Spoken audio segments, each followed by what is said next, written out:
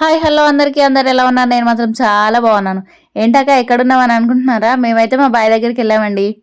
ఇంత ముందుకు ఒకసారి ఊరికి వెళ్ళినప్పుడు అయితే పత్తి గింజలు పెట్టాం కదా. మొన్న వెళ్ళినప్పుడు అయితే అవి మొలిసాయా లేదా అని చూశాను. ఒక చిన్న వర్షం పడడం వల్ల అవి అయితే మొలిసినాయి.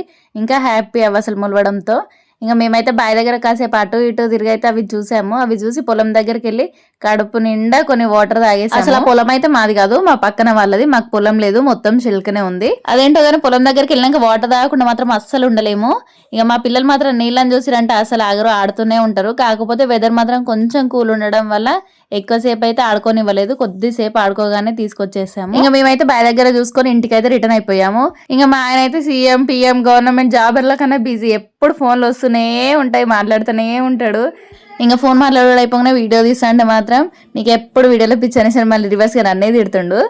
వీడియో తీస్తానంటే అవి డాన్స్లు ఆడుతుంది చూడండి. ఎప్పుడైనా రీల్స్ తీసేటప్పుడు ఒక్కసారి పక్క నుండి డాన్స్ ఆడమంటే మాత్రం ఆడాడు. ఇంకా మేము వచ్చే దారిలోనైతే చెరువు ఉంటుంది. అక్కడ పూలు మాత్రం చాలా బాగున్నాయి. అవి అయితే దగ్గరలో ఉండి మాత్రం ఖచ్చితంగా తెంపిమనేదాన్ని. కాకపోతే అవి ఎటు కాకుండా మధ్యలో ఉన్నాయి, సో తెంపడానికి రాదు. కానీ బాగున్నాయి చూడడానికి. వాటర్ మాత్రం కొంచెమే ఉన్నాయి. అసలు చెర్లలో వాటర్ ఉంటే మాత్రం బోర్లు అయితే ఫుల్గా వస్తాయి. కానీ చెర్లలో వాటర్ లేవు కదా, ఈసారి వర్షాలు చాలా తక్కువ ఉన్నాయి.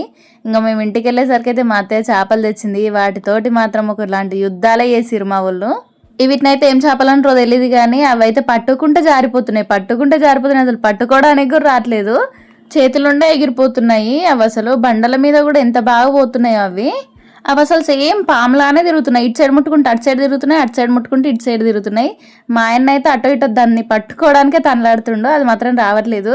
బలవంతంగా దాన్ని పట్టుకొని అయితే మా పిల్లల్ని భయపెట్టిస్తుండు. మా పిల్లల్ని కాకుండా మా తోటి కోడల్ని కూడా భయపెట్టిస్తుండు. చూడండి తను కూడా ఎట్లా భయపడుతుందో.